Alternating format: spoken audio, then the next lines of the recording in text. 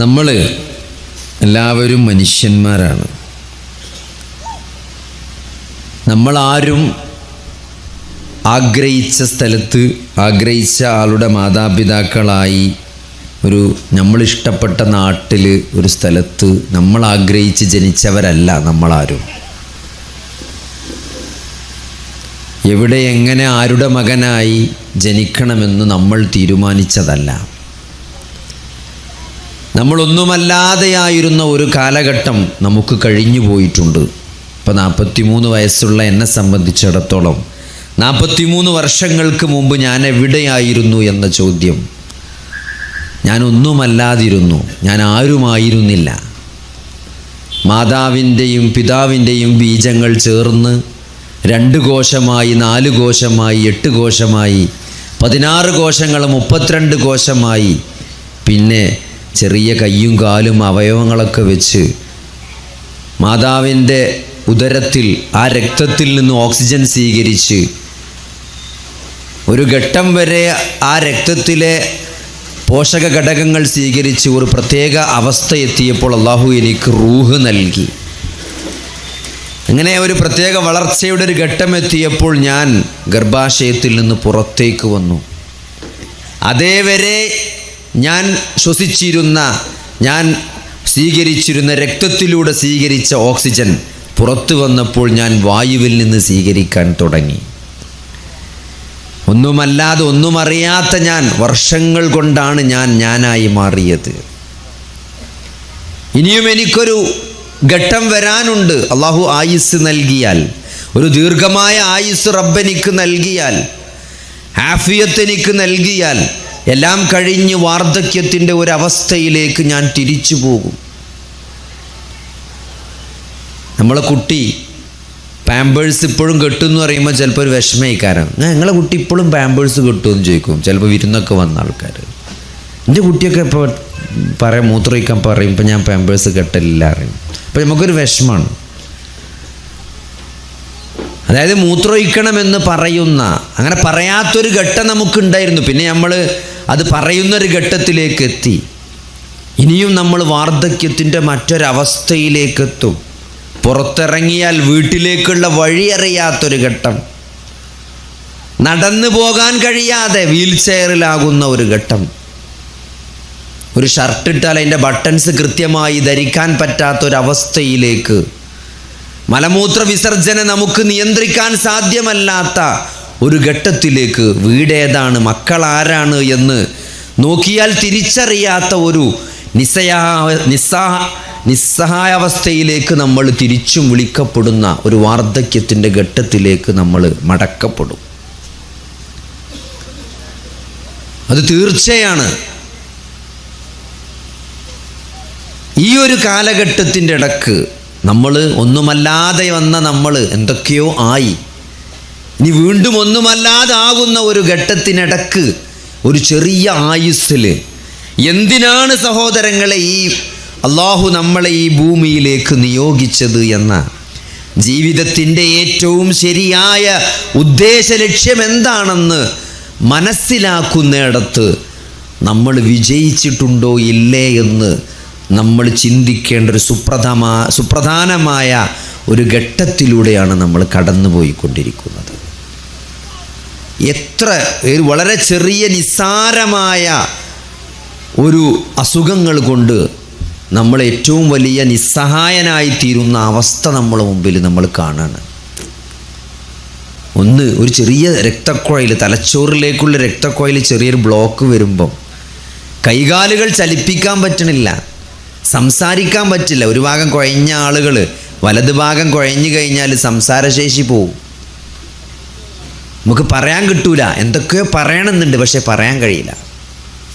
എന്നാൽ ചില ആളുകൾക്ക് പറയണമൊക്കെ മനസ്സിലാകുന്നുണ്ട്, പക്ഷെ അങ്ങോട്ട് പറയാൻ പറ്റില്ല. എന്നാൽ തിരിച്ചുണ്ട്, പറയാൻ പറ്റും, പക്ഷെ നിങ്ങൾ പറയണ എനിക്ക് മനസ്സിലാകാത്തൊരവസ്ഥ. അപ്പോൾ നിങ്ങൾ പറയണതിനല്ല ഞാൻ മറുപടി പറയാം, കാരണം നിങ്ങൾ പറയണേ ഞാൻ മനസ്സിലാക്കുന്നു, എനിക്ക് മനസ്സിലാക്കാൻ പറ്റണില്ല. ഒരു ചെറിയ രക്തക്കുഴൽ ബ്ലോക്കായാൽ നമ്മുടെ ചലനശേഷി അവസാനിക്കുകയാണ്, നമ്മൾ വീൽ ചെയറിലേക്ക് പോവുകയാണ്. ഒരു വയറുവേദന മാറുന്നില്ല, ഒരാഴ്ചയായി കുറവില്ല, ഡോക്ടറെ കാണിച്ചു, സ്കാൻ ചെയ്തു, ആമാശയത്തിൽ ക്യാൻസറാണ്, ലിവറിനെ ബാധിച്ചിക്കണ്, വളരെ മോശമാണ്, അധികകാലം ജീവിക്കൂല, മാക്സിമം ഒരു 6 മാസമൊക്കെ, പ്രത്യേകിച്ചൊന്നും ചെയ്യാനൊന്നുമില്ല, ഇനി പെയിൻ ആൻഡ് പാലിയേറ്റീവിൽ പോയി കാണിച്ചാളി എന്നാണ് പറഞ്ഞത് ഡോക്ടർ. ഒരു സെക്കൻഡാണ്. ഇന്നലെ വരെ കല്യാണത്തിനും തക്കാരത്തിനൊക്കെ പോയി ഉഷാറായി വന്നിരുന്നാണ് ഒരു ചെറിയ വയറുവേദന, അല്ലെങ്കിൽ തലവേദന. ഒരു സഹോദരൻ വിളിക്കുകയാണ്, ഭയങ്കര തലവേദന ഉണ്ട് ഡോക്ടറെ. അപ്പോൾ ഞാൻ ചോദിച്ചു, തലവേദന ഇപ്പം എല്ലാവർക്കും ജീവിതത്തിൽ വരുന്നതല്ലേ? അല്ല, ഇത് അങ്ങനത്തെ അതൊരു ഇത്രയും കാലം ഉണ്ടാകാത്തൊരു തലവേദന, എന്നാൽ സ്കാൻ ചെയ്യണമെന്ന് പറഞ്ഞു. സ്കാൻ ചെയ്തു, ബ്രെയിൻ ട്യൂമറാണ്. മൂപ്പരെന്നെ റിപ്പോർട്ട് നോക്കി ഗൂഗിളിലൊക്കെ അടിച്ചു നോക്കി. അപ്പോൾ 6 മാസം ജീവിക്കുള്ളൂ എന്നാണ് ഗൂഗിൾ പറയുന്നത്. അങ്ങനെ സഹോദരങ്ങളെ, നമ്മളെ ഗതി പെട്ടെന്ന്, തീരുമാനം പെട്ടെന്ന്, നമ്മളെ അവസ്ഥ മാറുകയാണ്, പെട്ടെന്നൊരു ട്വിസ്റ്റ് വരികയാണ്. പിന്നെ നമ്മളെ കാഴ്ചപ്പാട് മാറുകയാണ്.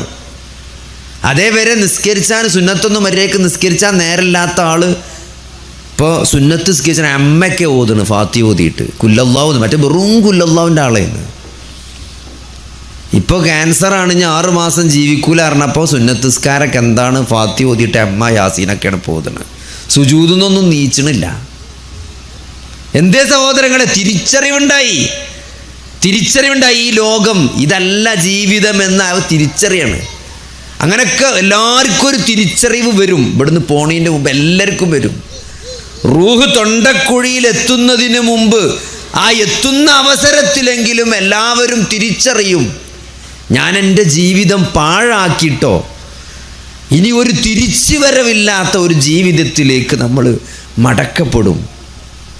മടക്കപ്പെടും. പക്ഷേ സഹോദരങ്ങളെ, നമ്മൾ എന്തിനാണ് ഈ ഭൂമിയിലേക്ക് വന്നത്?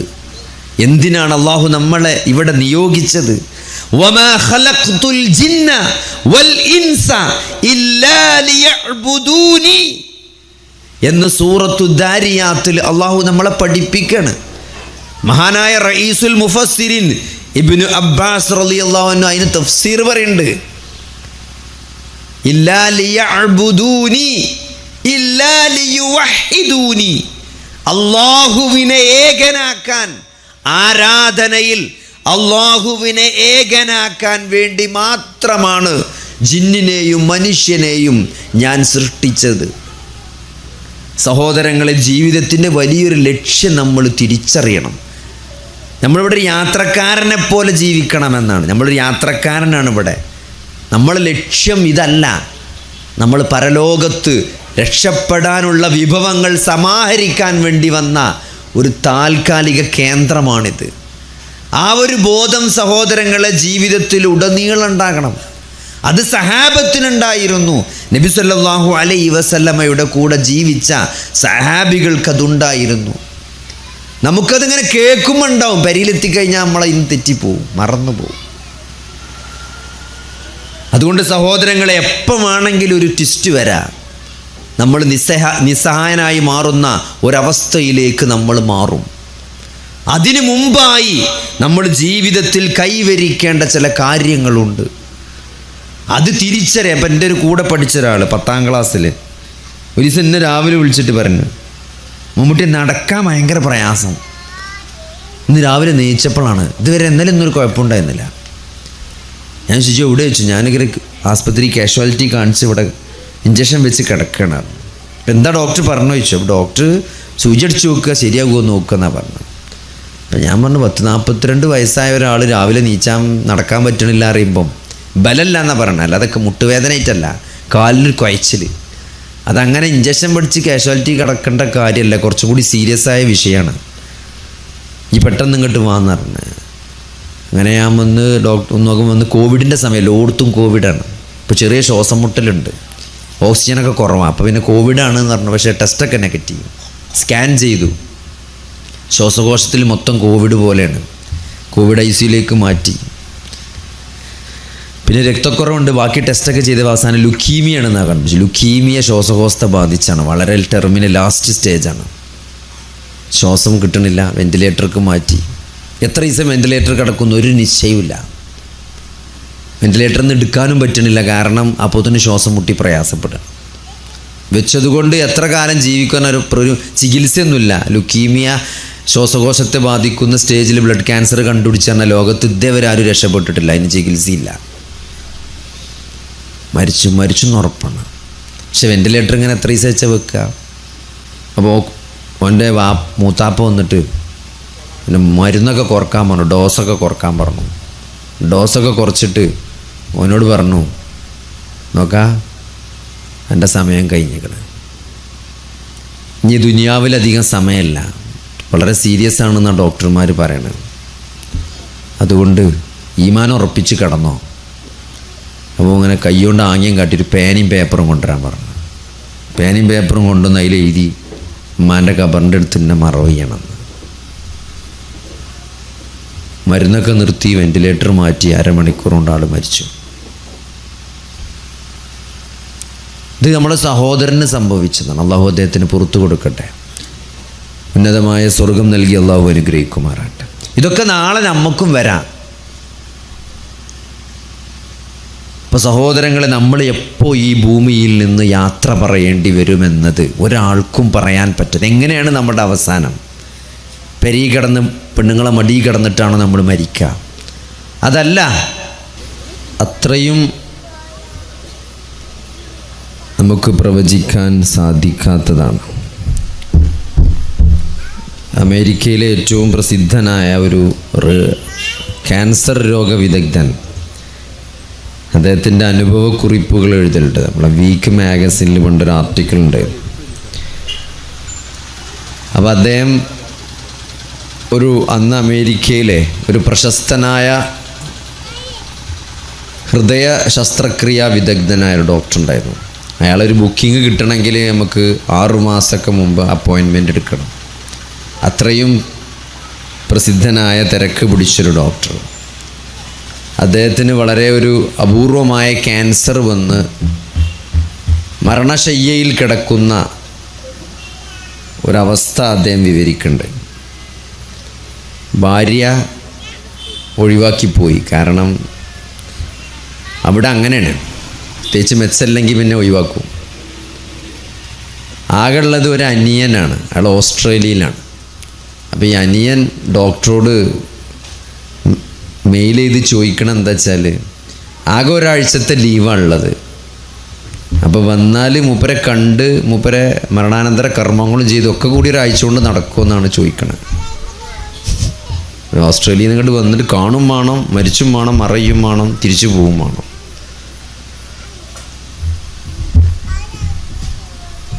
അപ്പോൾ ഈ ചികിത്സിക്കുന്ന ഡോക്ടർക്കൊരാകാംക്ഷ,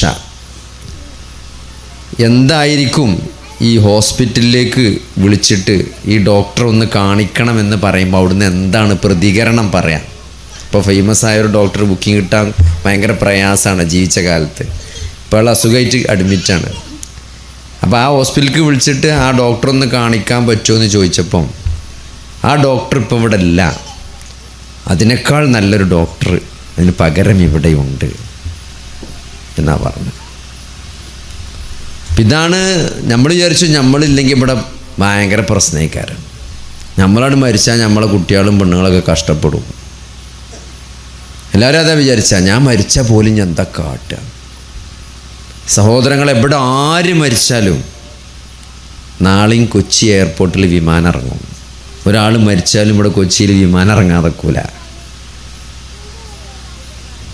ഈ മലപ്പുറത്തും കോഴിക്കോടൊക്കെ ഉള്ള അങ്ങാടിയിലെ തിരക്കൊക്കെ അതേമാതിരി ഉണ്ടാവും, ഒരു മാറ്റം ഉണ്ടാവില്ല. നഷ്ടം മരിച്ചു പിരിയുന്ന നമുക്ക് മാത്രമായിരിക്കും.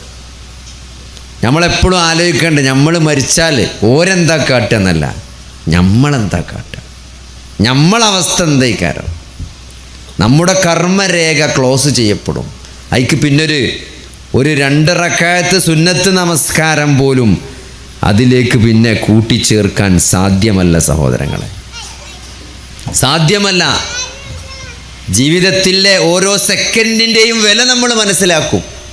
മഹാനായ അബീ ഹുറൈറ റളിയല്ലാഹു അൻഹു അദ്ദേഹം പറയാണ്, റസൂലുള്ളാഹി സ്വല്ലല്ലാഹു അലൈഹി വസല്ലമ പറഞ്ഞു, മർറ നബിയു സ്വല്ലല്ലാഹു അലൈഹി വസല്ലം, അള്ളാഹുവിൻ്റെ റസൂൽ ഇങ്ങനെ നടന്നുപോയി, അലാ ഖബരിൻ ദുഫിന ഹദീസൻ, വളരെ റീസെൻ്റായിട്ട് മറവ് ചെയ്യപ്പെട്ട, ഇന്നലെ മിഞ്ഞാന്നോ മറവ് ചെയ്ത, നമ്മൾ ഖബർസ്ഥാനിലേക്ക് പോകുമ്പോൾ അറിയാലോ, പുതിയ ഖബർ കണ്ട പെട്ടെന്ന് മനസ്സിലാവും.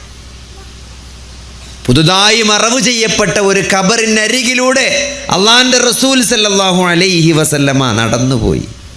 ഫഖാല, എന്നിട്ട് ആ ഖബർ കണ്ടപ്പോൾ അള്ളാഹിൻ്റെ റസൂൽ പറഞ്ഞു, റക്അതാനി ഖഫീഫതാനി, റക്അതാനി ഖഫീഫതാനി, ഏറ്റവും ഖഫീഫായ 2 റക്അത്ത് നമസ്കാരം. മിമ്മാ തഹ്കിറൂന, നിങ്ങൾ നിസാരമായി കാണുന്ന, വതംഫിലൂന, നിങ്ങൾ നവാഫിലായി ഐച്ഛികമായി കാണുന്ന 2 റക്അത്ത് നമസ്കാരം. നമുക്കറിയാലോ, പള്ളിക്കണ് കയറിയാൽ ഇഖാമത്തിന് എത്ര സമയമുണ്ട് നോക്കും നമ്മളിപ്പോൾ. എല്ലായിടത്തും ക്ലോക്ക് ഉണ്ടാവും. അപ്പോൾ 2 മിനിറ്റ് അല്ലെങ്കിൽ 1.5 മിനിറ്റ്. അപ്പോൾ ലുഹറാണ്, 2 റക്അത്ത് റവാത്തിബ് സുന്നത്തുണ്ട്, 4 റക്അത്ത് സുന്നത്തുണ്ട്. അപ്പോൾ പറ്റുമെങ്കിൽ 2 റക്അത്തെങ്കിലും നിസ്കരിച്ചരിച്ചിട്ട് നമ്മൾ നിസ്കരിച്ചു. ആ ഒരു 1.5-2 മിനിറ്റ് കൊണ്ട് നമുക്കറിയാം സുന്നത്ത് നിസ്കരിച്ചാൽ. ഫാത്തിഹ മാത്രം ഓതി റുക്കൂലും സുജൂദിലൊന്നും കാര്യമായിട്ട് ചെല്ലാതെ 2 റക്അത്തോണ്ട് സുന്നത്ത് നിസ്കരിക്കാൻ നമുക്കറിയാം. സുബൈൻ്റെ മുമ്പ് നമ്മൾ പള്ളിയിലെത്തി, വളരെ ലേറ്റായിട്ടാണ് നമ്മളെത്തിയത്. ഒരു 1.5 മിനിറ്റ് ഉള്ളൂ, എന്നാലും നമ്മൾ ആ 2 റക്അത്ത് ഫാസ്റ്റായി നിസ്കരിച്ചു.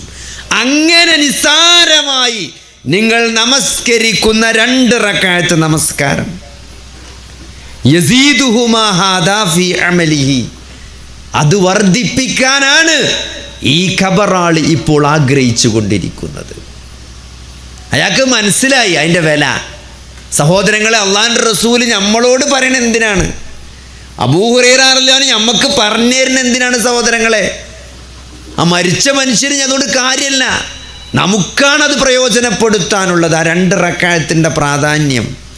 കാരണം ദുനിയാവിൽ ഏറ്റവും വില മതിക്കുന്നത് അതാണ് എന്നയാൾ തിരിച്ചറിഞ്ഞ് കിടക്കുകയാണ് അയാൾ ആ ഖബറിൽ. അള്ളാഹിൻ്റെ റസൂൽ നമുക്ക് പറഞ്ഞു തരുന്ന എന്തിനാണ്? നമ്മക്കാണ് ഇനി നിസ്കരിക്കാൻ ചാൻസ് ഉള്ളത്, അയാൾക്ക് ഇനി അങ്ങനെ ഒരു ചാൻസ് ഇല്ല. അഹബ്ബു ഇലൈഹി മിൻ ബഖിയത്തി ദുനിയാക്കും, നിങ്ങൾക്ക് ബാക്കിയുള്ള നിങ്ങളുടെ ദുനിയാവിയായ ജീവിതത്തിൽ ആ ഖബറാളി ഇപ്പോൾ ഇഷ്ടപ്പെടുന്നത് അതാണെന്നാണ്. അതുകൊണ്ട് സഹോദരങ്ങൾ, അങ്ങനെ ഒരു അവസ്ഥ നമുക്ക് വരുന്നതിന് മുമ്പായി നമ്മൾ ഈ ആയുസ്സിൻ്റെ വില മനസ്സിലാക്കണം. വിചാരിച്ചോടത്തേക്ക് നമുക്ക് നമ്മളെ ശരീരം കൊണ്ടുപോകാൻ പറ്റുന്നൊരു ആരോഗ്യവും സമ്പത്തുള്ളൊരവസ്ഥ ഉണ്ട് ഇപ്പോൾ. നമുക്ക് വിചാരിച്ചോടത്തേക്ക് ചെല്ലാനും വിചാരിച്ച കാര്യങ്ങൾ ചെയ്യാനും പറ്റുന്ന ആരോഗ്യമുള്ള സമ്പത്തുള്ള ഈ ഒരു സന്ദർഭം സഹോദരങ്ങളെ, അല്ലാഹുവിൻ്റെ ഏറ്റവും വലിയ അപാരമായ അനുഗ്രഹമാണ്. പക്ഷേ ഇതൊരു പരീക്ഷണം കൂടിയാണ്. ചോദ്യം ചെയ്യപ്പെടുക തന്നെ ചെയ്യും, ഒരു സംശയം വേണ്ട. അള്ളാഹിൻ്റെ റസൂല് കിടന്നുറങ്ങും, രാത്രി കിടന്നുറങ്ങാണ്. 2 ദിവസമായി പള്ളിയിൽ വല്ലതും തട്ടിയിട്ട് ഉറക്കം വരുന്നില്ല. എണീറ്റു, കിടക്കപ്പായിന്ന് എണീറ്റ് പുറത്തിറങ്ങി. സഹോദരങ്ങളെ, നമ്മൾ ഉറങ്ങിയിട്ട് ഉറക്കം വരാത്ത ദിവസങ്ങളുണ്ട്. എന്തേ? മന്തി തിന്ന് ഓവറായിട്ട് ഗ്യാസ് കയറിയിട്ട്, കപ്സി മന്തി ബിരിയാണി കണ്ടതൊക്കെ കൂടി തിന്ന് അവസാനം പള്ളിയിലെടുത്തായിട്ട് നമുക്ക് കിടന്നിട്ട് ഉറക്കം വരില്ല. ഇത് ഒന്നും കിട്ടായിട്ട് 2 ദിവസമായി ഭക്ഷണം കഴിച്ചിട്ട് പുറത്തിറങ്ങിയപ്പോൾ 2 ആൾക്കാർ ഇങ്ങനെ നടന്നു വരികയാണ്. ആരാണ്? അബൂബക്കർ റളിയല്ലാഹു അൻഹു, ഉമർ റളിയല്ലാഹു അൻഹു ആണ്. മാ ഖറജകുമാ മിൻ ബുയൂതികുമാ ഹാദിഹി സഅ, അല്ല എന്താ ഇപ്പം നിങ്ങൾ 2 ആളും കൂടി ഈ ഒരു സമയത്ത് പുറത്തിറങ്ങിയാണ്? ഖാലൽ ജൂഉ യാ റസൂലല്ലാഹ്, വിശപ്പുണ്ട് നബിയെ. അപ്പോൾ ഒരു വിശപ്പുണ്ട് ഇറങ്ങിയത്, തിന്നാൻ കിട്ടാനുണ്ട്. 2 ദിവസമായി ഓർക്കും കിട്ടിയിട്ട്.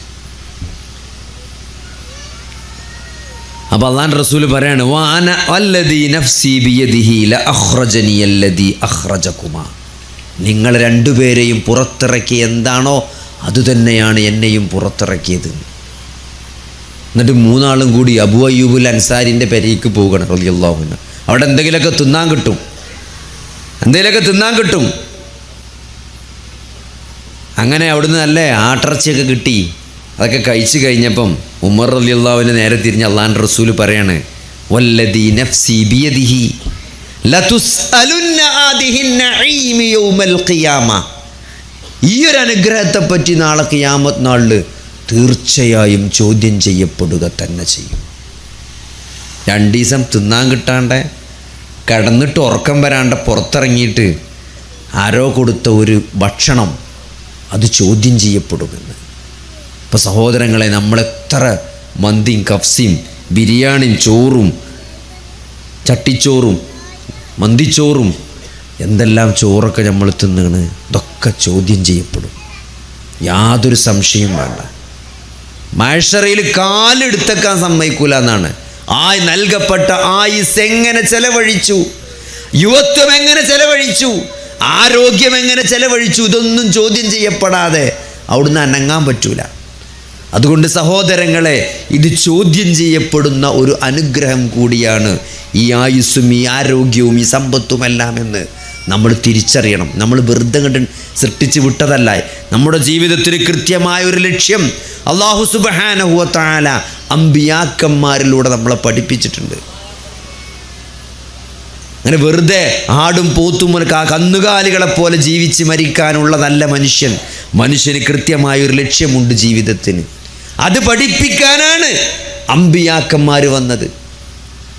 സഹോദരങ്ങളെ, ഇത് ഹക്കാണ്, ഇത് സത്യമാണ്. ഈ ജീവിതം ഒരു യാഥാർത്ഥ്യമാണ് എന്നതുപോലെ ഈ മരണത്തിന് ശേഷം ഒരു ജീവിതമുണ്ട് എന്നത് ഏറ്റവും വലിയ യാഥാർത്ഥ്യമാണ്. അതെന്താ സഹോദരങ്ങളെ നമുക്ക് വിശ്വസിക്കാനൊരു പ്രയാസം? ഒന്നുമില്ലാത്ത വാപ്പാൻ്റെയും ഇമ്മാൻ്റെയും ബീജകോശങ്ങളിൽ നിന്ന് നമ്മളായി മാറിയില്ലേ? ഒന്നുമില്ലായ്മയിൽ നിന്ന് നമ്മളിവിടെ ഈ ഒരു കോലത്തിൽ ഇവിടെ വന്നിട്ടുണ്ടെങ്കിൽ നമ്മുടെ എല്ലിൽ നിന്നും നമ്മുടെ ശരീരത്തിൻ്റെ ഏതെങ്കിലും ഒരു ഭാഗത്തിൽ നിന്ന് നമ്മളെ വീണ്ടും സൃഷ്ടിക്കാൻ അള്ളാഹുവിന് കഴിയില്ല എന്ന് നമ്മൾ എങ്ങനെയാണ് വിചാരിക്കുക? എങ്ങനെ സഹോദരങ്ങളെ ഒരാൾക്ക് വിശ്വസിക്കാൻ പറ്റുക? ഒന്നുമില്ലാത്തതിന് പടച്ചോ നമ്മളുണ്ടാക്കിയിട്ടുണ്ടെങ്കിൽ മരിച്ചു കഴിഞ്ഞാൽ നമ്മളെ വീണ്ടും ഇതേപോലെ ഒരാളെ ജീവിപ്പിക്കാൻ എന്ത് പ്രയാസമാണ് പടച്ചോനുള്ളത്. ആദ്യത്തെ സൃഷ്ടി പടച്ചോനാണ് നടത്തിയതെങ്കിൽ രണ്ടാമത് സൃഷ്ടിപ്പ് പടച്ചോന് പ്രയാസമുണ്ടോ സഹോദരങ്ങളെ? നമ്മൾ ഈമ്പിടുന്ന മാങ്ങൻ്റെ അണ്ടി വേസ്റ്റും കുഞ്ചിൽ പോയി നോക്കിയാൽ മതി. മഴ പെയ്താൽ പൊട്ടിത്തേത്തിന് വരും. ചക്കക്കുരു നിങ്ങൾ നോക്കി, പയറിൻ്റെ കുരു ഒക്കെ വെറുതെ വെള്ളത്തിൻ്റെ ഒരു നനവിട്ട് കുറച്ചു നേരം വെച്ച പൊട്ടി തേത്തിന് വരും. ഒരു ചക്കക്കുരു വരുന്നില്ലേ? മാങ്ങൻ്റെ അണ്ടി പൊട്ടിത്തേത്ത് വരുന്നില്ലേ? എന്നിട്ട് സഹോദരങ്ങളെ, മനുഷ്യൻ എന്ന ജീവി മാത്രം ഓൻ്റെ വിത്തുനിന്ന് മുളക്കൂലെന്ന് നമുക്കെന്താ അത്? നമ്മളെങ്ങനെ ആശ്വസിക്കുക? നമ്മൾ നീച്ചു വരും. നമ്മുടെ കബറുകളിൽ നിന്ന് നമ്മൾ തന്നെ എഴുന്നേറ്റ് വിചാരണക്ക് വരുന്ന ഒരു യാഥാർത്ഥ്യം, അത് നമ്മൾ ജീവിതത്തിൽ അഭിമുഖീകരിക്കാനുള്ളതാണ്. എന്നിട്ട് നമ്മൾ വിചാരണ ചെയ്യപ്പെടും. നൽകിയ അനുഗ്രഹങ്ങൾക്കനുസരിച്ച് ശക്തമായ വിചാരണ അന്നൊരു ദിവസമുണ്ട്. അത് ഉറപ്പാണ് സഹോദരങ്ങളെ. അത് പഠിപ്പിക്കാനാണ് അമ്പിയാക്കന്മാർ വന്നത്.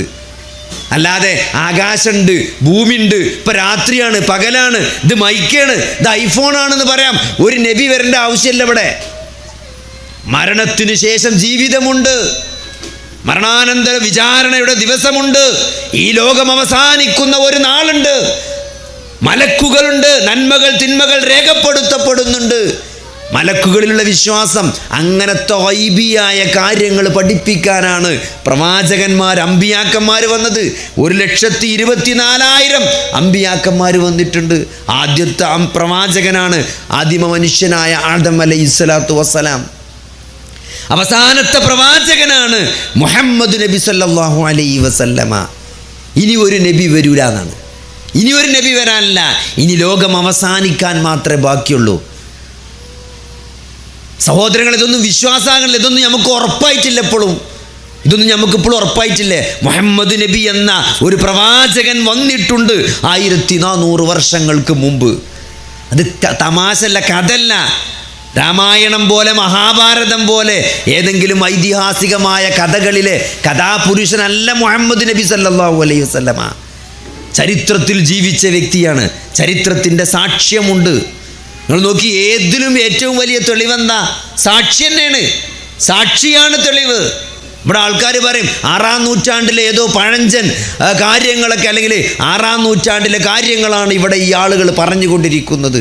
എന്താ ഓലെ കോലം കണ്ടാൽ മതി, ഓരോ താടിയും ഓരോ ഞെരിയാണിക്ക് മേലെ ഡ്രസ്സും ഓലൊക്കെ ഇപ്പോൾ 6-ാം നൂറ്റാണ്ടിൽ വരികയാണ് അറിയും. എന്താ 6-ാം നൂറ്റാണ്ടിൽ എന്താണ് സംഭവിച്ച സഹോദരങ്ങളെ? എന്താ ഇപ്പോൾ 6-ാം നൂറ്റാണ്ട് പറയാൻ? അതിനിവിടെ 7, 8, 9, 10 നൂറ്റാണ്ട് കഴിഞ്ഞല്ലോ. എന്ത് 6-ാം നൂറ്റാണ്ട്?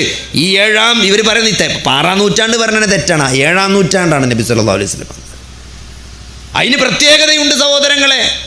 നബി സല്ലല്ലാഹു അലൈഹി വസല്ലമ എന്ന വ്യക്തിക്ക് അത് പ്രവാചകനാണ് എന്ന് നമ്മൾ വിശ്വസിക്കുന്നുണ്ട്. നമുക്കൊരു തെളിവുണ്ട് സഹോദരങ്ങളെ. എന്താണ് സാക്ഷ്യം? നിങ്ങൾ നോക്കി, ഈ പറഞ്ഞ ആൾക്കാർ എൻ്റെ വാപ്പ ഇവരൊക്കെ വാപ്പ ആരാന്നുള്ളതിന് സഹോദരങ്ങളെ DNA ടെസ്റ്റ് നടത്തിയിട്ടാണ് വാപ്പാനെ തീരുമാനിച്ചത്. അപ്പം എൻ്റെ വാപ്പ എന്ന ആളാണ് എന്നത് ഞാൻ എൻ്റെ വാപ്പാൻ്റെ DNA ടെസ്റ്റ് നടത്തിയിട്ടൊന്നുമില്ല എൻ്റെ വാപ്പയാണ് തെളിയിക്കാൻ. പക്ഷെ ഞാൻ വിശ്വസിക്കുന്നുണ്ട് എൻ്റെ വാപ്പയാണ്. എന്തുകൊണ്ട് അത് സാക്ഷ്യമാണ്, എൻ്റെ ഉമ്മയുടെ സാക്ഷ്യമാണ്. എൻ്റെ അമ്മ എന്നെ ചെറുപ്പത്തിലെ പഠിപ്പിച്ചു, വാപ്പ ഇത് വാപ്പയാണ്, വാപ്പ എന്ന് പറഞ്ഞ് പഠിപ്പിച്ച എൻ്റെ അമ്മയാണ്. എൻ്റെ ഉമ്മയെ ഞാൻ അംഗീകരിക്കുന്നു, വിശ്വസിക്കുന്നു. എൻ്റെ ഉമ്മയുടെ സാക്ഷ്യത്തെയാണ് ഞാൻ വിശ്വസിക്കുന്നത്. അതാണ് എൻ്റെ വാപ്പ എന്ന് പറയുന്നത്. അല്ലാതെ ആരും വാപ്പാനെ തീരുമാനിക്കല് ഈ പറഞ്ഞ 6-ാം നൂറ്റാണ്ടിന് 7-ാം നൂറ്റാണ്ടിന് കളിയാക്കുന്ന ആൾക്കാരൊന്നും ഓരോ വാപ്പാനെ തീരുമാനിച്ചത് DNA ടെസ്റ്റ് നടത്തിയിട്ടാ. ഓരമ്മാൻ്റെ സാക്ഷ്യത്തെയാണ് അവർ അംഗീകരിക്കുന്നത്. അതേപോലെ സഹോദരങ്ങളെ 1400 വർഷങ്ങൾക്ക് മുമ്പ് ഈ അറേബ്യയിൽ ഒരു മനുഷ്യൻ ജീവിച്ച് മരിച്ചിട്ടുണ്ട്. സത്യമാണ്, ചരിത്രം സാക്ഷിയാണ് അതിന്. ഞാൻ വെറുതെ പറയല, കഥല്ലത്, അത് ചരിത്രം സാക്ഷ്യമാണ്. അങ്ങനത്തെ ഒരാളങ്ങൾ ലോകത്തിന് മുമ്പ് കാണിച്ചേരി സഹോദരങ്ങളെ. അതിന് ശേഷം എത്ര നൂറ്റാണ്ട് കഴിഞ്ഞു പോയി. ലോക ചരിത്രത്തെ സ്വാധീനിച്ച ഒരു വ്യക്തി ഞങ്ങൾ കാണിച്ചേരി. ഇന്ന് ഈ ഭൂമിക്ക് മുകളിൽ 190 കോടി അനുയായികളുള്ള ഒരു നേതാവിനെ ഞങ്ങൾ കാണിച്ചേരി. സാധ്യമല്ല സഹോദരങ്ങളെ, ഇത് വെല്ലുവിളിയാണ്. അത് സാധാരണ നേതാവല്ല. മുഹമ്മദ് നബി സല്ലല്ലാഹു അലൈഹി വസല്ലമ എന്ന് പറയുമ്പം ഞാനും നിങ്ങളുമൊന്നും ആ പ്രവാചകനെ കണ്ടിട്ടില്ല. ആരും കണ്ടുകൂടല്ല. നമ്മളെ മനസ്സിലൊരു ചിത്രമല്ല. മുഹമ്മദ് നബി എന്ന് പറയുമ്പോൾ യേശു ക്രിസ്തുവിൻ്റെ പോലെ, ശ്രീകൃഷ്ണൻ്റെ പോലെ, അല്ലെങ്കിൽ എബ്രഹാം ലിങ്കൻ്റെ പോലെ, കാരൽ മാക്സിൻ്റെ പോലെ, ചെഗ്വേരൻ്റെ പോലെ ഒരു ചിത്രം നമ്മളെ മനസ്സിലേക്ക് വരുന്നില്ല. ഒരു വോയിസ് ക്ലിപ്പ്, നബിൻ്റെ ഒരു ശബ്ദം നമ്മൾ കേട്ടിട്ടില്ല. ഒരു ചിത്രം, വരച്ച ചിത്രമെങ്കിലും നമ്മളെ മനസ്സിലേക്ക് വരുന്നില്ല. എന്നിട്ടും നിങ്ങൾക്കൊരു മനുഷ്യനെ സ്നേഹിക്കാൻ സാധിക്കുന്നു. അത് ലോകം ആർക്കും പറ്റൂല അങ്ങനെ സഹിക്കാൻ. ലോകത്തിലൊരു മനുഷ്യൻ അങ്ങനെ അനുയായികളെ കിട്ടിയിട്ടില്ല. കാണാതെ കേൾക്കാതെ സ്നേഹിക്കാൻ. അത് സ്നേഹം തന്നെ ചില്ലറ സ്നേഹമല്ല. മുഹമ്മദ് നബി എന്ന് പറയുമ്പം നമുക്കുള്ളൊരു വികാരമുണ്ട്. നബിയെ കുറ്റം പറയുമ്പം നമ്മുടെ മനസ്സ് പെടയും. സ്വന്തം മക്കളെക്കാളും, സ്വന്തം മാതാവിനേക്കാളും, സ്വന്തം പിതാവിനേക്കാളും നമ്മൾ സ്നേഹിക്കുന്നത് ആ മഹാനായ മനുഷ്യനെയാണ്, മുഹമ്മദ് നബി സല്ലല്ലാഹു അലൈഹി വസല്ലമയെ. അങ്ങനെ 190 കോടി ആൾക്കാർ അവിടെ ലോകത്ത് ആർക്കും ഉണ്ടാക്കാൻ പറ്റിയിട്ടില്ല. അത് വെറുതെ ഉണ്ടായതല്ല സഹോദരങ്ങളെ. 23 വർഷം കൊണ്ട് ലോക ചരിത്രത്തിൽ ആർക്കാണ് 6-ാം നൂറ്റാണ്ട് കഴിഞ്ഞില്ലേ? എത്ര നൂറ്റാണ്ട്? 7, 8, 9, 10, 21 നൂറ്റാണ്ടായി. ഇവിടെ നിങ്ങളൊരാളെ കാണിച്ചേരി, ഒരു 10 കോടി അനുയായികളുള്ള നേതാവിനെ സ്നേഹിക്കുന്ന ഒരാളങ്ങൾ കാണിച്ചേരി. ഇതേപോലെ കാണാതെ കേൾക്കാതെ സ്നേഹം എന്ന് പറഞ്ഞാൽ മാത്രമല്ല, വെറും സ്നേഹമല്ല, ജീവിതത്തിൽ അനുധാവനം ചെയ്യുന്ന. നമ്മൾ വലത്തേ കൈ കൊണ്ട് ഭക്ഷണം കഴിക്കുന്നു, വീട്ടിൽ കയറുമ്പോൾ വലത്തേകാൽ, പള്ളി കയറുമ്പോൾ വലത്തേകാൽ വെച്ച് കയറുന്നു, വസ്ത്രം ധരിക്കും, നമുക്കൊരു മര്യാദ ഉണ്ട്. ജീവിതത്തിൽ എന്തിനും നമുക്കൊരു മാതൃകയുണ്ട്. ആ മഹാനായ മനുഷ്യനെ നമ്മൾ സ്നേഹിക്കുന്നു, പിന്തുടരുന്നു. 33 വട്ടം സുബ്ഹാനല്ലാഹ് നമസ്കാരത്തിന് ശേഷം ചെല്ലാണ്. മുഹമ്മദ് നബി അങ്ങനെയാണ് നമ്മളെ പഠിപ്പിച്ചത്. നമ്മളിപ്പോഴും ചെല്ലാണ്. അങ്ങനെ 190 കോടി ആളുകളെ നിങ്ങൾ കാണിച്ചേരി ലോകത്ത്. അത്രയും അത് വെറുതെ ഉണ്ടായതാണോ സഹോദരങ്ങളെ? അത് ചരിത്രത്തിൻ്റെ സാക്ഷി. 23 വർഷം കൊണ്ട് ഒരു പ്രവാചകൻ, ഒരു മനുഷ്യന് എങ്ങനെയാണ് ചരിത്രത്തെ സ്വാധീനിക്കാൻ കഴിഞ്ഞത്? ലോകത്തൊരാൾക്കും അതിന് സാധിച്ചിട്ടില്ല, ഇനിയും സാധിക്കൂല. അതുകൊണ്ടാണ് ഞങ്ങൾ വിശ്വസിക്കുന്നത് മുഹമ്മദ് നബി സല്ലല്ലാഹു അലൈഹി വസല്ലമ പ്രവാചകനാണ്, ഞങ്ങളുടെ നബിയാണ്, ഈ മനുഷ്യകുലത്തിൻ്റെ അവസാനത്തെ റസൂലാണ് മുഹമ്മദ് നബി സല്ലല്ലാഹു അലൈഹി വസല്ലമ.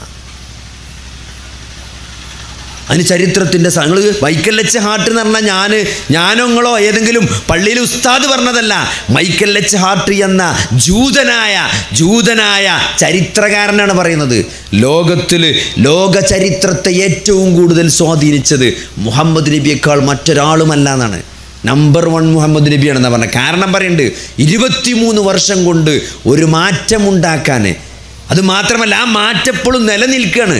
ആ അനുയായികൾ ഇപ്പോഴും ഇത്രയും കോടിക്കണക്കിന് ആളുകൾ അദ്ദേഹത്തെ എപ്പോഴും സ്നേഹിക്കുന്നുണ്ട്. അങ്ങനൊരു മാറ്റം ലോകത്ത് ഒരാൾക്കും തന്നെ ഉണ്ടാക്കാൻ സാധിച്ചിട്ടില്ല. ഇത് സത്യമാണ്. നിങ്ങൾ നോക്കി, എന്താണ് അഫീഫ് അൽ കിന്ദി എന്ന് പറഞ്ഞ സഹാബി റളിയല്ലാഹു അൻഹു, അദ്ദേഹം മദീന കാലഘട്ടത്തിലാണ് മുസ്ലിം ആകണത്.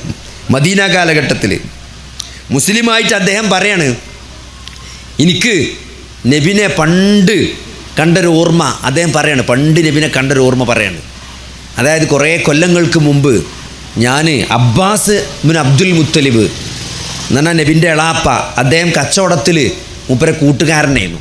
അപ്പോൾ കച്ചവട ആവശ്യത്തിന് വേണ്ടി മദീനത്ത് നിന്ന് മക്കത്തേക്ക് വരുമ്പോഴൊക്കെ അദ്ദേഹം അബ്ബാസിൻ്റെ വീട്ടിൽ പോകുന്നതാണ്, അബ്ബാസ് ബിൻ അബ്ദുൽ മുത്തലിബിൻ്റെ റളിയല്ലാഹു അൻഹു. അപ്പോൾ അന്ന് മുസ്ലിം ആയിട്ടില്ല, പഴയ പണ്ടത്തെ നബിയാണിൻ്റെ ആ കാലത്തുള്ള കഥയാണ്. അപ്പോൾ ഒരു ദിവസം വീട്ടിൽ ചെന്നപ്പോൾ അബ്ബാസിനെ കാണാനില്ല. അപ്പോൾ ഇവരെ കുറേശ്ശികളെ പെരി കാണാനില്ലെങ്കിൽ പിന്നെ ഒരു കാബിൻ്റെ അടുത്തുണ്ടാകുക. അങ്ങനെ കാബിൻ്റെ അടുത്തേക്ക് ചെന്നപ്പം അവിടെ അബ്ബാസ് ഒരു പാറക്കല്ലുമ്പോൾ കുത്തിരിക്കുന്നുണ്ട് റളിയല്ലാഹു അൻഹു. അങ്ങനെ വർത്താനം പറഞ്ഞപ്പോൾ കാബിൻ്റെ മുമ്പിൽ 3 ആൾക്കാരുണ്ട്, ഒരാണും ഒരു പെണ്ണും ഒരു കുട്ടിയും. അപ്പോൾ ഇയാൾ ചോദിച്ചു അബ്ബാസിനോട്, ഇതാരാണ് ഈ 3 ആൾക്കാർ, ഇവിടെ സ്ഥിരം കാണാത്തൊരാൾക്കാരാരാണ് ചോദിച്ചു. അപ്പോൾ ആ മുന്നിൽ നിൽക്കുന്നത് മുഹമ്മദാണ്, എൻ്റെ ഒരു മരിച്ചൊരു സഹോദരനുണ്ട് അബ്ദുള്ള, ഓൻ്റെ മകനാണ്. ഓൻ്റെ ഒപ്പം നിൽക്കുന്ന ആ പെണ്ണ് ഖദീജ ബിൻത് ഖുവൈലിദ്, അത് ഓൻ്റെ പെണ്ണുങ്ങളാണ്. ആ ചെറിയ കുട്ടി ഉണ്ടല്ലോ, അതിൻ്റെ വേറൊരു സഹോദരനുണ്ട് അബൂ താലിബ്, ഓൻ്റെ മകൻ അലിയാണ്. പുതിയൊരു പരിപാടിയായിട്ട് വന്നാണ് ഇപ്പോൾ. ഒരു 3 ആളും കൂടി പുതിയ ഒരു പരിപാടിയായിട്ട് ക്യാമ്പയിനായിട്ട് ഇറങ്ങിയതാ. പടച്ചോനെ മാത്രമേ വിളിച്ചാൻ പാടുള്ളൂ, നമ്മളെ ലാത്തത്തങ്ങളെയും അനാത്തത്തങ്ങളെയും ഒന്നും വിളിച്ചാൻ പറ്റൂല എന്നാണ് പറയുന്നത്. ഒക്കെ നേരിട്ട് പടച്ചോനെ, ലാത്തനെയും മനാത്തൻ്റെ ശുപാർശ ഒന്നും ഇനി പറ്റൂല, ഇനി നേരെ പടച്ചോനെ മാത്രമേ വിളിച്ചാൻ പാടുള്ളൂ എന്നാണ് പുതിയ ക്യാമ്പയിനായിട്ട് ഇറങ്ങിയ. വല്ലാഹി ഇന്ന് ഈ ഭൂമിക്ക് മുകളിൽ 3 ആൾക്കാർ മാത്രമേ ഉള്ളൂ, 4ാമത്തെ ഒരാളെ അവർക്ക് കിട്ടിയിട്ടില്ല എന്ന് പറഞ്ഞത്. എന്നാൽ അഫീഫൽ കിന്ദി റളിയല്ലാഹു അൻഹു പറയാണ്, പണ്ട് അദ്ദേഹം മക്കത്ത് നടന്ന സംഭവം പണ്ട് അയവർക്കാണ്. എന്നിട്ട് അദ്ദേഹം പറയണെന്താ അറിയോ, അന്നെങ്ങാനും ഞാൻ മുസ്ലിം ആയിരുന്നെങ്കിൽ ഞാൻ ഇസ്ലാമിൽ 4ാമത്തെ ആളാകുമായിരുന്നു. അന്നേക്ക് മുസ്ലിമാകാൻ തോന്നിയില്ല. പിന്നെ കുറേ കഴിഞ്ഞ് മദീന കാലഘട്ടത്തിലാണ് മൂപ്പര് മുസ്ലിമാണ്. അപ്പം ഞാൻ പറഞ്ഞ 1450 കൊല്ലം മുമ്പ് നടന്നൊരു ഡയലോഗാണത്. ഈ ഭൂമിക്ക് മുകളിൽ വെച്ച് നടന്നൊരു ഡയലോഗാണത്. എന്ത്, ആ 3 ആളുള്ളൂ അന്ന്. ഇന്നിവിടെ 190-150 കോടി ആളുകൾ പറയുമ്പം അതിന്നുണ്ടായി വന്നതാണ് സഹോദരങ്ങളെ. അതാണ് ഞാൻ പറഞ്ഞത്, എന്തുകൊണ്ട് ചരിത്രത്തിൽ 23 വർഷം കൊണ്ട് അവിടെയുണ്ടായിരുന്ന ഏറ്റവും അന്ധകാരത്തിൽ ജീവിച്ചിരുന്ന, ജനിക്കുന്ന പെൺകുട്ടികളെ കുഴിച്ചു മൂടിയ, വ്യഭിചാരമില്ലാതെ മദ്യമില്ലാതെ യുദ്ധമില്ലാതെ ഉറങ്ങാൻ കഴിയാതിരുന്ന അധാർമികതയുടെ പേക്കൂത്തിലുള്ള ഒരു ജനതയെ 23 വർഷം കൊണ്ട് മാറ്റിയെടുക്കാണ്. 100 കൊല്ലം കഴിഞ്ഞ് അബ്ബാസി ഖലീഫമാര് ലോകം ഭരിക്കുമ്പോൾ ലോകത്തിൻ്റെ 2/3 ഇസ്ലാമിൻ്റെ കീഴിലാണ്. നിങ്ങൾക്ക് ആലോചിക്കാൻ പറ്റിയത് 23 വർഷം കൊണ്ട് അവിടെ ഒരു സംസ്കാരത്തിന് അടിത്തറ പാകി. എങ്ങനെയാണ് ആ മാറ്റം ഉണ്ടായത് സഹോദരങ്ങളെ? നബി സല്ലല്ലാഹു അലൈഹി വസല്ലമന്റെ കഴിവുകൊണ്ടാണോ? അല്ല, സൂറത്തുൽ ജുമുഅയിൽ അല്ലാഹ് നമുക്ക് പറഞ്ഞു തരാണ് എങ്ങനെയാണ് 23 വർഷം കൊണ്ട് ചരിത്രത്തെ മുഹമ്മദ് നബി സല്ലല്ലാഹു അലൈഹി വസല്ലമ സ്വാധീനിച്ചത്. ആ മാറ്റം എങ്ങനെ ഉണ്ടാക്കി? ഹുവല്ലദീ ബഅസ ഫിൽ ഉമ്മിയീന റസൂലൻ മിൻഹും യത്ലൂ അലൈഹിം ആയാതിഹി വയുസക്കീഹിം വയുഅല്ലിമുഹുമുൽ കിതാബ വൽ ഹിക്മ വഇൻ കാനൂ മിൻ ഖബ്ലു ലഫീ ളലാലിൻ മുബീൻ. ഹുവല്ലദീ, അവനാണ്, ബഅസ ഫിൽ ഉമ്മിയീന റസൂല, നിരക്ഷരരിൽ നിന്ന് ഒരു പ്രവാചകനെ നിയോഗിച്ചു. നിങ്ങൾ നോക്കി, ആ നാട്ടിലെ ഏറ്റവും എഴുത്തും വായനയും അറിയുന്ന വലീദ് ബിൻ മുഗീറയെ പോലെ വലിയ അറിവുള്ള ആളുകളുണ്ടായിരുന്നു അവിടെ. വറഖത്ത് ബിൻ നൗഫലിനെ പോലെ നല്ല വേദഗ്രന്ഥങ്ങൾ അറിയുന്ന മഹാപണ്ഡിതന്മാർ ജീവിച്ചിരുന്നു. അങ്ങനെ ഒരാളെ അല്ല നബിയായി തിരഞ്ഞെടുത്തത്, എഴുതാനും വായിക്കാനും പോലും അറിയാത്ത ഒരാട്ടിടനായ മനുഷ്യനെയാണ് അള്ളാഹു അവസാനത്തെ പ്രവാചകനായി തിരഞ്ഞെടുത്തത്. ഹുവല്ലദീ ബഅസ ഫിൽ ഉമ്മിയീന റസൂലൻ മിൻഹും, അവരിൽ നിന്ന് നിരക്ഷരായ ഒരു പ്രവാചകനെ തിരഞ്ഞെടുത്തു. അതുകൊണ്ടാണ് നബി സല്ലല്ലാഹു അലൈഹി വസല്ലമയുടെ നാവിൻ തുമ്പിലൂടെ അവർ ഖുർആൻ കേട്ടപ്പോൾ അത് മുഹമ്മദ് പറഞ്ഞതാണ് എന്നവർക്ക് പറയാൻ പറ്റൂല. കാരണം അവർക്കറിയാം മുഹമ്മദിന് എഴുത്തും വായന അറിയില്ല എന്ന്. അതുകൊണ്ടാണ് അവർ പറഞ്ഞത് ഓന് പിരാന്താണ്, ഓന് ജിന്ന് കൂടിയതാണ്, സിഹിർ ബാധിച്ചതാണെന്നൊക്കെ പറയാൻ കാരണം എന്താ? ഓർക്കറിയണ മുഹമ്മദിന് അങ്ങനെ പറയാൻ അറിയില്ല എന്ന് ഓർക്കറിയാം. അപ്പം എന്തോന്ന് കൂടിയിട്ടുണ്ടോ എൻ്റെ മേത്ത്, അതുകൊണ്ടാണ് അവർ അങ്ങനെ പറഞ്ഞത്. എന്നിട്ട് സഹോദരങ്ങളെ, എങ്ങനെയാണ് ആ മാസം മാറ്റിയെടുത്ത്? വയുസക്കീഹിം വയുഅല്ലിമുഹുമുൽ കിതാബ വൽ ഹിക്മ, അവർ യത്ലു അലൈഹിം ആയാതിഹി, അവർക്ക് അല്ലാഹു അവൻ്റെ ദൃഷ്ടാന്തങ്ങൾ ഓതിക്കൊടുത്തു. ആ നബി അവർക്ക് അള്ളാഹിൻ്റെ ദൃഷ്ടാന്തങ്ങൾ ഓതിക്കൊടുത്തു. എന്നിട്ടോ വയുസക്കീഹിം, അവരെ സംസ്കരിച്ചു. വയുഅല്ലിമുഹുമുൽ കിതാബ വൽ ഹിക്മ, അവരെ അള്ളാഹിൻ്റെ റസൂൽ കിതാബ് പഠിപ്പിച്ചു. അള്ളാഹിൻ്റെ കലാമായ വിശുദ്ധ ഖുർആൻ അവരെ പഠിപ്പിച്ചു. പിന്നെ വൽ ഹിക്മ, ആ ഖുർആന്റെ പ്രായോഗിക വിശദീകരണമായ ഹദീസ് അവരെ പഠിപ്പിച്ചു. വെറും ഖുർആൻ അല്ല. ഇപ്പോൾ കുറേ ഖുർആൻ്റെ ആൾക്കാരുണ്ട് സഹോദരൻ. എങ്ങനെ ഖുർആൻ മാത്രമുണ്ടായി എങ്ങനെ സഹോദരങ്ങൾ ഒരാൾ നിസ്കരിച്ച? തക്ബീറത്തുൽ ഇഹ്റാമിൽ തുടങ്ങി സലാമിൽ അവസാനിക്കുന്ന നമസ്കാരത്തിൻ്റെ പൂർണ്ണരൂപം എവിടുന്ന ഖുർആനിലൂടെ ഉള്ളത്? എവിടെയില്ല. അപ്പോൾ ഖുർആൻ എന്ന് പറയുമ്പം അതിൻ്റെ വിശദീകരണമാണ് നബിയുടെ ജീവിതം എന്നത്. ഖുർആൻ എന്ന് പറഞ്ഞാൽ തൗറാത്ത് മാരി ആകാശത്തു നിന്നൊരു കിതാബായിട്ട് ഇറങ്ങിയതല്ല. 23 വർഷത്തെ സംഭവ ബഹുലമായ ജീവിതത്തിലെ വ്യത്യസ്ത ഘട്ടങ്ങളിൽ, വ്യത്യസ്ത സന്ദർഭങ്ങളിൽ ആവശ്യത്തിനനുസരിച്ച് കുറച്ച് ഇറങ്ങിയതാണ് വിശുദ്ധ ഖുർആൻ. ആ വിശുദ്ധ ഖുർആൻ നബി സല്ലല്ലാഹു അലൈഹി വസല്ലമയുടെ ജീവിതത്തിൽ നിന്ന് വേർപെടുത്താൻ സാധ്യമല്ല. അതിൻ്റെ പ്രായോഗികമായ വ്യാഖ്യാനമാണ് ഹദീസ് എന്നുള്ളത്. അപ്പോൾ കിതാബും ഹിക്മത്തും എന്ന് പറയുമ്പം ആ ഖുർആനും അതിൻ്റെ വിശദീകരണമായ ഹദീസായ നബിയുടെ ജീവിതവുമാണ്. അത് രണ്ടും വഹിയാണ്. അത് അങ്ങനെ പഠിപ്പിച്ചിട്ട് അതാണ് ഇവരെ മാറ്റിയെടുത്തത്. ഇമാം മാലിക് പറഞ്ഞതുപോലെ എന്താണോ പൂർവ്വതലമുറയെ മാറ്റിയത്, അതുകൊണ്ട് മാത്രമേ ഇന്നും ഒരു തലമുറക്ക് മാറാൻ കഴിയുള്ളൂ. അത് നമ്മുടെ മുമ്പിൽ ഇന്ന് ബാക്കി നിൽക്കുകയാണ്. ഖുർആനും സുന്നത്തും സഹോദരങ്ങളെ, ഹദീസും ഖുർആനും നമ്മുടെ മുമ്പിൽ നബി സല്ലല്ലാഹു അലൈഹി വസല്ലമ ജീവിച്ച കാലത്ത് എങ്ങനെയാണോ അത് വ്യാഖ്യാനിക്കപ്പെട്ടത്, അത് വള്ളിക്ക് പുള്ളിക്ക് മാറ്റമില്ലാതെ തലമുറകളിലൂടെ ഇസ്ലാമിക പൈതൃകം ഇന്നും ഇവിടെ നിലനിൽക്കുകയാണ് നമ്മളെ മുമ്പിൽ. ഒരു സംശയമില്ല.